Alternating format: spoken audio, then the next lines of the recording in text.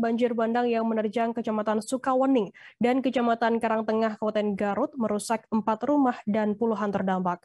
Luapan Sungai Citameng tersebut terjadi sekitar pukul 14.30 waktu Indonesia Barat, berbarengan dengan hujan deras yang mengguyur kawasan Sukawening sejak Sabtu 27 November siang. Kepala Kantor SAR Bandung, Deden Ridwansyah mengatakan, laporan sementara ada 4 rumah rusak berat di Desa Mekar Hurib dan 17 rumah rusak di Desa Sukawening. Informasi lebih lengkapnya akan disampaikan oleh rekan jurnalis kami. Dari Tribun Jabar ada Sidki Al-Ghifar yang saat ini sudah tersambung bersama kami. Halo, selamat sore Sidki.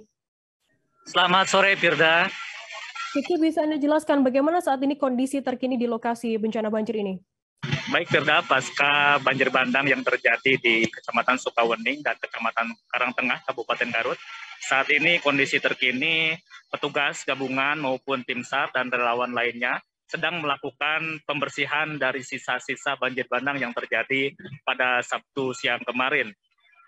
Kita dapat diinformasikan bahwa saat ini kondisi air sudah mulai surut, sudah aman tentunya, tinggal adanya banyak puing-puing sisa-sisa banjir bandang yang dibawa dari hulu berupa bebatuan dan kayu yang memasuki kawasan pemukiman warga.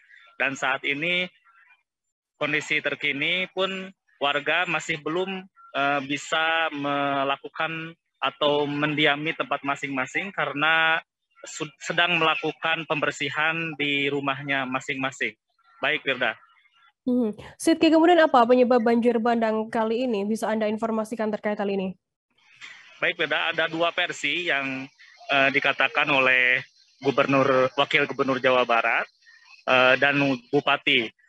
Pernyataan Wakil Gubernur Jawa Barat, Pak UU, mengatakan bahwa banjir bandang ini ada indikasi dari alih fungsi lahan yang berada di kawasan hulu dari Sukawening dan Karangtengah, yaitu kawasan Cindamanik.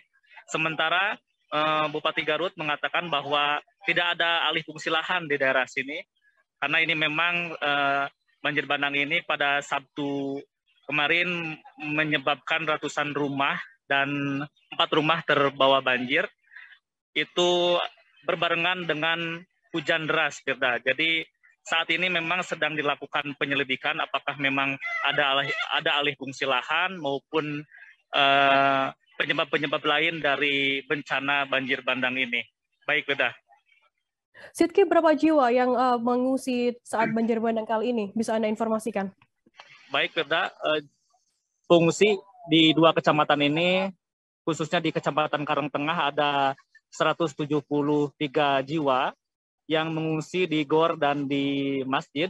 Sementara di Kecamatan Sukawening, warga memilih untuk berdiam diri di rumahnya masing-masing atau di rumah saudaranya. Dan di Sukawening ini memang tidak terdampak secara signifikan, namun adanya luapan-luapan air yang masuk ke rumah warga sehingga warga memilih untuk tidak mau diungsikan. Sementara untuk di daerah Kecamatan Karangtengah ini ada 173 jiwa yang mengungsi dan hari ini sedang dilakukan trauma healing oleh Polres Garut untuk menyembuhkan trauma-trauma terutama kepada anak-anak dan ibu rumah tangga. Baik, Firda. Sidki, apakah benar telah terjadi longsor di kawasan banjir bandang 1 hari pasca banjir tersebut terjadi? Baik, Firda, benar dapat dikonfirmasi, namun longsoran itu terjadi minggu kemarin sekira pukul 15.30 karena saat itu kondisi hujan dan viral beredar video detik-detik longsoran yang berada di kawasan Desa Cindamanik di Kecamatan Karangtengah. Ini dikonfirmasi oleh relawan sekitar bahwa memang ada longsoran yang terjadi dan diharapkan masyarakat yang diam di kawasan tersebut, kawasan Cindamanik, kawasan Kecamatan Karangtengah ini untuk selalu waspada terkait longsoran susuran karena diketahui memang kawasan tersebut tanahnya labil, Firda. Dan dapat kami informasikan hari ini Menteri Sosial Ibu Risma pun akan mengunjungi lokasi banjir bandang di Sukawening dan Karangtengah Dan hari ini awak media maupun masyarakat tengah menunggu di lokasi, terutama para korban dari yang terdampak banjir bandang ini. Korban di saat ini mengharapkan adanya solusi terkait banjir bandang ini sehingga memang mereka nantinya merasa aman untuk diam kembali di rumahnya masing-masing.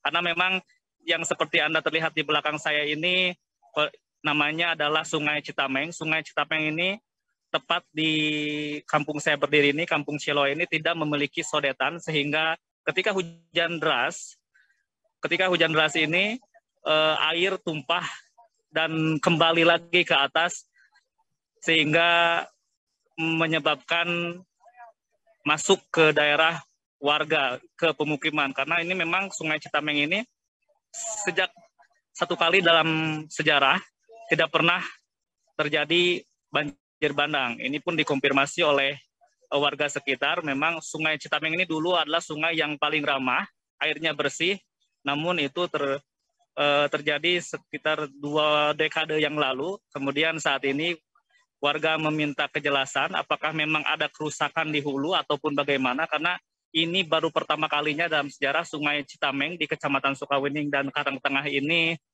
meluap, Firda. Baik. Baik, terima kasih rekan jurnalis dari Tribun Jabar, Sidki Al-Ghifari atas laporan Anda. Dan tadi di Tribunas, Sidki sudah menghimpun keterangan dari Kapolres Garut, AKBP Wirdanto Hadi Caksono terkait hal ini. Berikut liputannya untuk Anda.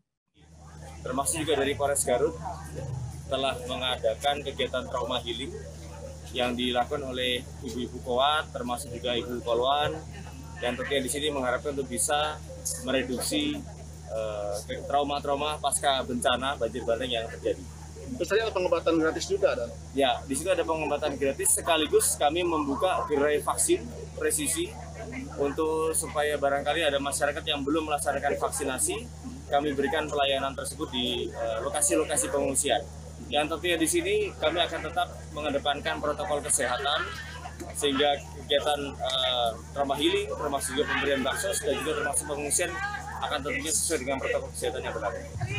Secara kolaboratif tentunya di bawah koordinasi dari BPBD, dari pemerintah daerah untuk bisa memberikan pelayanan pasca bencana banjir bandang ini. Dan kita berharap bagi warga seperti apa, Pak? Apa? Himbauannya seperti apa, Pak? Himbauannya tentunya di sini tentunya untuk masyarakat yang terdampak banjir bandang, kami harapkan untuk tetap bersabar bahwa saat ini tim gabungan sudah melakukan langkah-langkah untuk bagaimana membuat normal kembali sistem baik dari aspek pengairan ataupun juga listrik dan sebagainya, dan juga melakukan mitigasi langkah-langkah seperti membangun kembali akses-akses yang saat ini masih terputus.